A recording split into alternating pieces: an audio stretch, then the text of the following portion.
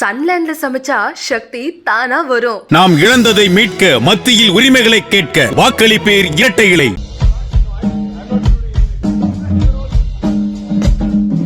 So நான் இந்த first மிருதங்கம் கற்றுட்டவர் தான் வந்து ஒரிஜினல் இந்த ஹரிவராசனம் பாட்டுக்கு மிருதங்க வாசிச்சவர் தட்சிணாமூர்த்தி சாரோட.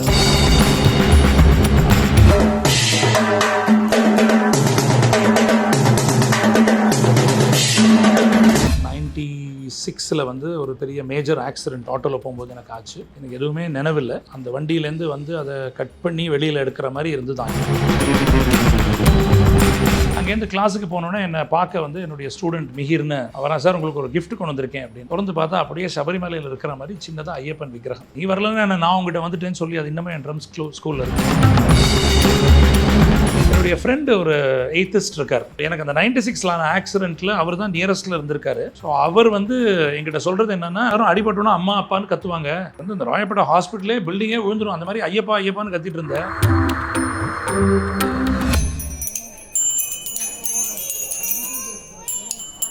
ஸோ அந்த எங்கள் குலதெய்வத்தில் வந்து புஷ்பாஞ்சலி, தட் இஸ் அர்ச்சனை பண்ணுறது ஒரு விதமான வழிபாடு. அப்புறம் சாந்தாட்டம் அப்படின்னு சொல்லுவாங்க. வழிபாடு முறைகள் கொஞ்சம் மாறுபட்டாலும் பாதைகள் மாறினாலும் அந்த டெஸ்டினேஷன் அதான், கடைசியாக போகிற ஊர் அதுதான்.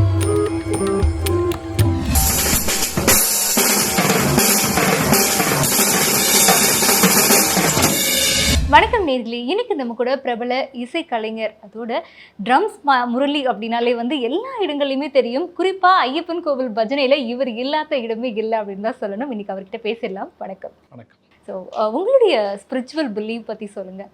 நான் வந்து சின்ன வயசுலேருந்தே ரொம்ப கடவுள் நம்பிக்கை உள்ள ஒரு குடும்பத்துலேருந்து வந்ததுனால சின்ன வயசுலேருந்து நிறைய கோவில்கள். 7 வயசில் முதல்ல எங்கள் அப்பா என்னை வந்து சபரிமலைக்கு கூப்பிட்டு போனாங்க. ஸோ அப்போலேருந்து ஆல்மோஸ்ட் எவ்ரி இயர் போகக்கூடிய பாக்கியம் கிடச்சிருக்கு.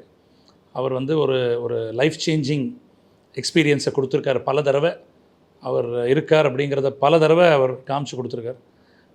அதனால் அது ஒரு கிரேட் எக்ஸ்பீரியன்ஸ். அது தவிரவும் நான் நிறைய கோவில்கள், குருவாயூர், மூகாம்பிகை, நார்த்தில் வைஷ்ணோ தேவி, அமர்நாத் எல்லாமே. எங்கள் பாட்டி தாத்தா வந்து இந்த மாதிரி எல்லா கோவில்களுக்கும் சின்ன வயசுலேருந்தே போவாங்க.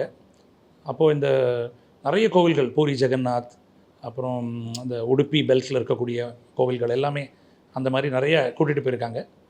ஸோ அப்படியே எங்கள் பழக்கம். அதனால் இப்போ எங்கள் மாமா கூட எங்கள் அம்மாவும் அந்த மாதிரி கோவில், ஒரு கிராமத்திலேருந்து அங்கே கோவில் இருந்து அதெல்லாம் பார்த்துட்டு டெய்லி குளத்தில் பார்த்துட்டு கோவிலை சுவாமியை பார்த்து அந்த மாதிரி வளர்ந்தவங்க. எங்கள் அப்பாவும் அந்த மாதிரி தான். ஸோ எவ்ரி இயர் குலதெய்வம் கோவிலுக்கு போகிறது மட்டும் இல்லாமல் இந்த எங்கெல்லாம் ஆப்பர்ச்சுனிட்டி கிடைக்கும்போது எந்த ஊருக்கு ப்ரோக்ராம் போனாலும் அங்கே ஏதாவது ஒரு கோவில் இருந்ததுன்னா போய் காத்தால ரீச் பண்ண உடனே முதல்ல அந்த கோவிலுக்கு போயிட்டு தான் அப்புறமா பாக்கி ஏற்பாடெல்லாம் பண்ணுறதுக்கு போவோம். கோவில் அப்படின்னு எடுத்துட்டோம் அப்படின்னா நிறைய பேர் வந்து பஜன் பாடுறதுக்காக நிறைய வருவாங்க. பட் நீங்கள் வந்து அப்படியே இசைக்கலைஞராக மாறினது எப்படி? அது கடவுள் ஏதாவது ஒரு விஷயம் சொல்லி வந்ததா, இல்லை நீங்களா ஆட்டோமேட்டிக்காக தேடி போனதா, எப்படி? இந்த மாதிரி ஒரு டிவைன் இன்டர்ஃபியரன்ஸ் இல்லாமல் அது நடக்காது. நான் வந்து மிருதங்கம் கற்றுக்கிட்டேன். ஃபஸ்ட்டு வைக்கம் தேவராஜன் அப்படின்னு என்னோடய குருநாதர். அதுக்கப்புறம் ட்ரம்ஸ் வந்து நான் வாசிக்க ஆரம்பித்தப்பறம் ஹரி சார்னு அவர் எனக்கு ட்ரம்ஸ் அப்புறம் சொல்லி கொடுத்தாரு. அவர்கிட்ட கற்றுக்கிட்டேன். அதுக்கப்புறம் என்னுடைய அடுத்த குரு வந்து திரு உமையாள்புரம் சிவராமன். அவர் வந்து வாங்காத அவார்ட்ஸ் இல்லை, வாங்காத பட்டம் இல்லை, ஒரு பெரிய மேதை, மாமேதை. அவருடையும் கற்றுக்கக்கூடிய வாய்ப்பு எனக்கு கிடச்சிது. அவரோட நிறைய வாசிக்கிறது, அந்த மாதிரி பெரிய பெரிய ஆர்டிஸ்டோட வாசிக்கிற வாய்ப்பெல்லாம் கிடச்சிது. ஸோ நான் இந்த ஃபஸ்ட்டு மிருதங்கம் கற்றுட்டவர் தான் வந்து ஒரிஜினல் இந்த ஹரிவராசனம் பாட்டுக்கு மிருதங்கம் வாசித்தவர் தட்சிணாமூர்த்தி சாரோட. ஸோ வைக்கம் தேவராஜன் சார்னு அவங்க இப்போ இல்லை. ஸோ அதுவே ஒரு டிவைன் கனெக்ஷன் தானே. அப்படி பார்த்தா அதுவே ஒரு டிவைன் கனெக்ஷன். இப்போ உங்களுக்குன்னு வந்து மிராக்கிள்ஸ் எல்லாம் நடந்திருக்கும் இல்லையா? அப்படி கடவுளால் நடந்த மிராக்கிள்னா எதெல்லாம் சொல்லுவீங்க? இன்றைக்கி நான் வந்து உங்ககிட்ட உட்காந்து பேசிகிட்டு இருக்கிறதே ஒரு பெரிய மிராக்கிள் தான். 96 வந்து ஒரு பெரிய மேஜர் ஆக்சிடென்ட் ஆட்டோவில் போகும்போது எனக்கு ஆச்சு. எனக்கு எதுவுமே நினைவில்லை. அந்த வண்டியிலேருந்து வந்து அதை கட் பண்ணி வெளியில் எடுக்கிற மாதிரி இருந்து தான் என்ன. அன்றைக்கி வந்தவங்க எல்லார் பேருமே ஸ்ரீனிவாசன், பாலாஜி, கோவிந்தன், இப்படி எல்லாமே வந்து வெங்கடாஜலபதி பேர் இருந்தவங்களாக தான் வந்து என்ன அன்றைக்கி ஹாஸ்பிட்டலில் கூப்பிட்டு அட்மிட் பண்ணி எங்கள் வீட்டுக்கு ஃபோன் பண்ணி அந்த மாதிரி எல்லாமே அந்த ஒரு கடவுள் பேர் இருக்கிறவங்களே. கோஇன்சிடென்ஸ்னு எதுவுமே இல்லைங்க. இதெல்லாம் வந்து ஒரு டிவைன் ஹேப்பனிங். அதே மாதிரி போன வருஷம் நான் மலைக்கு போகும்போது எங்கள் ஊரில் போய் நான் எப்போவுமே தங்குற இடம் இல்லைன்னு எங்கள் அப்பா பிறந்த வீட்டில் தங்கிட்டு இருந்தேன். அங்கே இருக்கும்பொழுது பாலக்காடில் இந்த மாதிரி எங்கள் அம்மா கூப்பிட்டு சொன்னாங்க, இந்த மாதிரி அப்பாவுக்கு மூச்சு இல்லைன்னு சொல்லி. ஸோ நான் பாதியில் திரும்பி வர வேண்டியதாக போச்சு.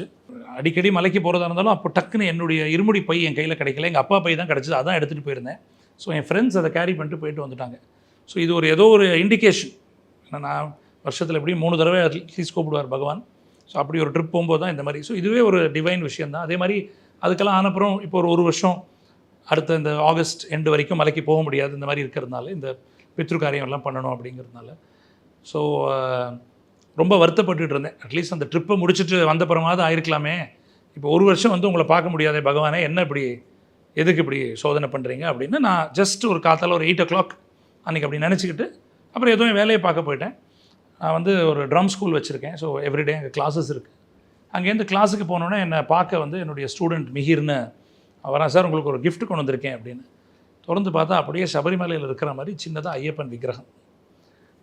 ஸோ நீ வரலன்னு நான் உங்கள்கிட்ட வந்துட்டேன்னு சொல்லி அது இன்னமும் என் ட்ரம் ஸ்கூலில் இருக்குது. என் கிளாஸில் டெய்லி அந்த சுவாமியை நான் வழிபடுறேன். ஸோ இதை விட இன்னும் உங்களுக்கு மிராக்கிள் வேணும். என்னுடைய குழந்தைகள் மை ட்வின் டாட்டர்ஸ் லயா அண்ட் லாசியா 2 பேருமே ஐயப்பனுடைய நட்சத்திரம், உத்திர நட்சத்திரம். அப்புறம் நீங்கள் என்ன இதுக்கு மேலே மிராக்கிள் கேட்குறீங்க? இதுவே ஒரு டிவைன் அனுபவம்.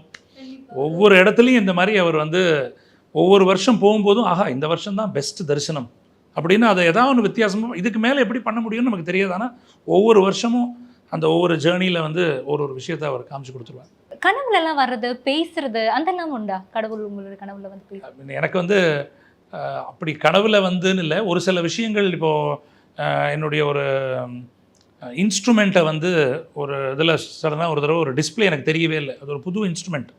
நான் ஒரு 20-25 வருஷம் முன்னாடி சொல்கிறேன், என்னடா டிஸ்பிளே இந்த மாதிரி புது இன்ஸ்ட்ருமெண்ட் ஆயிடுச்சுன்னு ரொம்ப யோசனை பண்ணிக்கிட்டே படுத்துட்டு இருந்தேன்.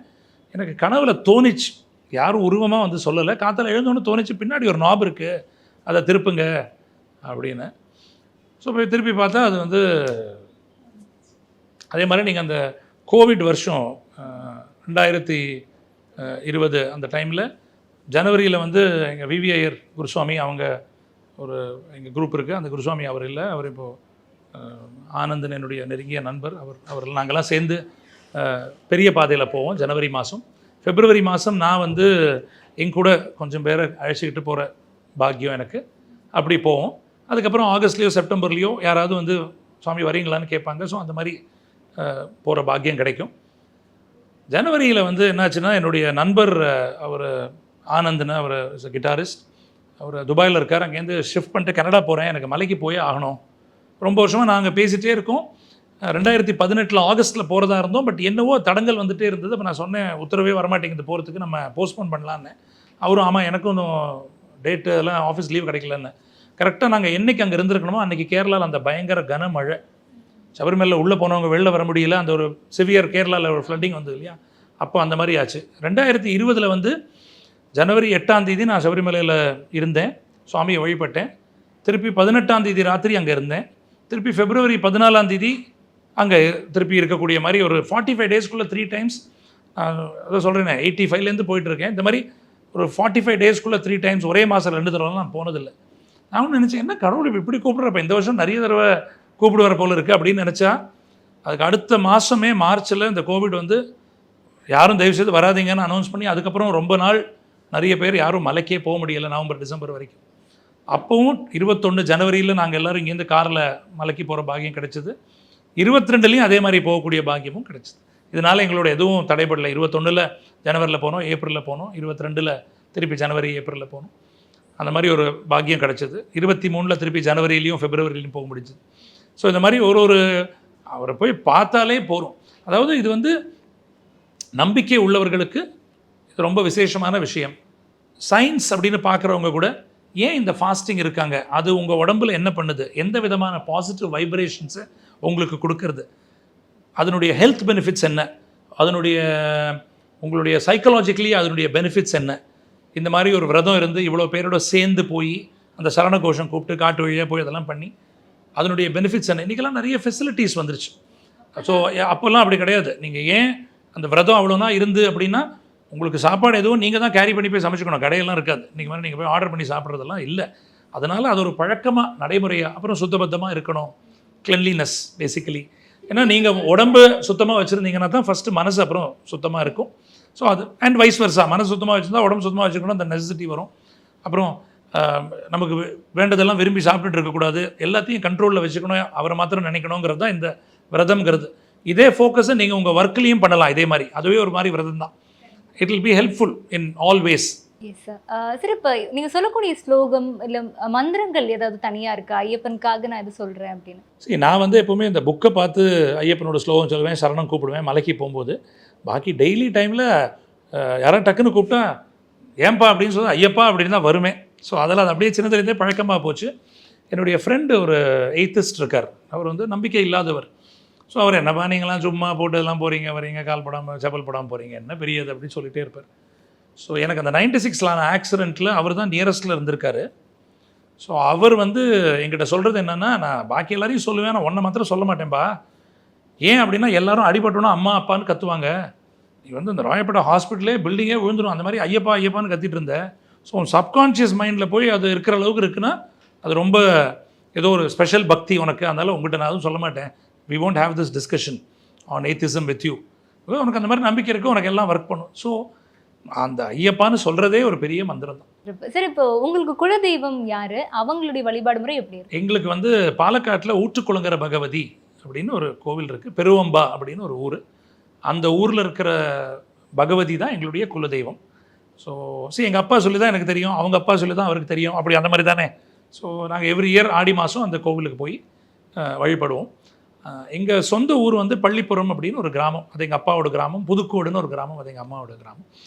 ஸோ அந்த எங்கள் குலதெய்வத்தில் வந்து புஷ்பாஞ்சலி, தட் இஸ் அர்ச்சனை பண்ணுறது ஒரு விதமான வழிபாடு. அப்புறம் சாந்தாட்டம் அப்படின்னு சொல்லுவாங்க, ஏன்னா கருப்பு கலரில் மை இருக்கும், அதை இது பண்ணி சுவாமிக்கு போட்டு நமக்கு கொடுப்பாங்க, அர்ச்சனை பண்ணி அந்த மாதிரி வழிபாடு தான். இப்போ கும்பாபிஷேகம் நடக்க போகிறது சம்டைம், பட் இந்த ஆகஸ்ட்டுக்கு அப்புறம் இருந்தால் தான் நாங்கள்லாம் கலந்துக்க முடியும். Okay sir. இப்போ அங்கே அந்த சாமிக்கு நடக்கக்கூடிய வழிபாடு முறைகளுக்கும் இங்கேயும் வித்தியாசங்கள் இருக்கும் இல்லையா? நார்மலாகவே நம்ம பார்க்கும்பொழுது அப்படி என்ன மாதிரியான முறைகள்லாம் அங்கே மாறுபடுது? ஒவ்வொரு ஊரில் இப்போது கர்நாடகா போனீங்கன்னா அவங்க ஒரு மாதிரி வழிபடுவாங்க, ஆந்திராவில் ஒரு மாதிரி வழிபடுவாங்க, நம்ம கேரளாவில் ஒரு மாதிரி வழிபடுவாங்க, தமிழ்நாட்டில். ஸோ எல்லா ஊர்களுக்கும் அந்த கல்ச்சருக்கு ஏற்ற மாதிரி உள்ள டிஃப்ரென்சஸ். இங்கெல்லாம் மந்திரம் சொல்லி வழிபடுவோம், அங்கே அந்த தந்திரம்னு சொல்லுவாங்க. அந்த மாதிரி டிஃப்ரெண்ட். நம்ம வந்து பூவை எப்படி போடுவோம், அவங்க வேறு மாதிரி போடுவாங்க. நம்ம வந்து கையில் வைப்போம், மேலே வச்சு விடுவோம், அங்கே வந்து தொடாமல் கையில் கொடுப்பாங்க. அது ஒரு மாதிரி ஒரு கல்ச்சரில் இருக்கக்கூடியது தான் அதில் உள்ள வித்தியாசங்கள் மெயினாக. அண்ட் எல்லா ஊர்லேயும் அந்த சுவாமிக்கு புடவை சாத்துறது உண்டு. இப்போ நம்ம வந்து இங்கே அம்மன் வழிபாடு ரொம்ப தீவிரமாக பண்ணுவோம், அங்கே தேவி வழிபாடு. பேர் தான் மாறுபடுது, மற்றபடி எல்லாம் ஒரு மாதிரி இருக்குது. பேர் தான் மாறுபட்டு இருக்கே தவிர பாக்கி எல்லா வழிபாடு முறைகள் கொஞ்சம் மாறுபட்டாலும், பாதைகள் மாறினாலும் அந்த டெஸ்டினேஷன் அதான், கடைசியாக போகிற ஊர் அதுதான். அந்த மாதிரி எந்த வழியாக போகலாம், எப்படி போகலாம், அப்படி போகலான்னா எப்படி வேணால் போகலாம், பட் போகிறது அங்கேங்கிறது தான். சரி, இப்போ நிறைவாக ஒரே ஒரு விஷயம், நீங்கள் வந்து இன்னைக்கு நம்பியார் சாமிகளுடைய பஜனைக்கு பர்த்டேக்காக வந்திருக்கீங்க. அவர் நீங்கள் பார்த்ததுண்டா, இல்லை அவர் ட்ராவல் பண்ணும்போதே? ஏன்னா அப்போல்லாம் நீங்கள் ரொம்ப சின்ன வயசாக தானே இருந்திருப்பீங்க, ஏதாவது கான்வர்சேஷன் அப்போது நடந்தது தான் ஞாபகம் இருக்கா? அதாவது எப்படின்னா, அவரை சினிமாவில் தான் நான் நிறைய பார்த்துருக்கேன், எல்லோரும் நம்ம பார்த்துருக்கோம் இல்லையா? ஸோ அதே மாதிரி ஒரே ஒரு தடவை மலையிலேருந்து வரும்போது அவரை பார்த்தோம், ஒரு லாங் டிஸ்டன்ஸில் பார்த்தேன். ஸோ எனக்கு அப்போ தான், நான் ரொம்ப சின்ன பையன் தானே, அப்போ எனக்கு அப்புறம் தான் தெரியும் ஒரு ரொம்ப பயங்கர ஐயப்ப பக்தர்.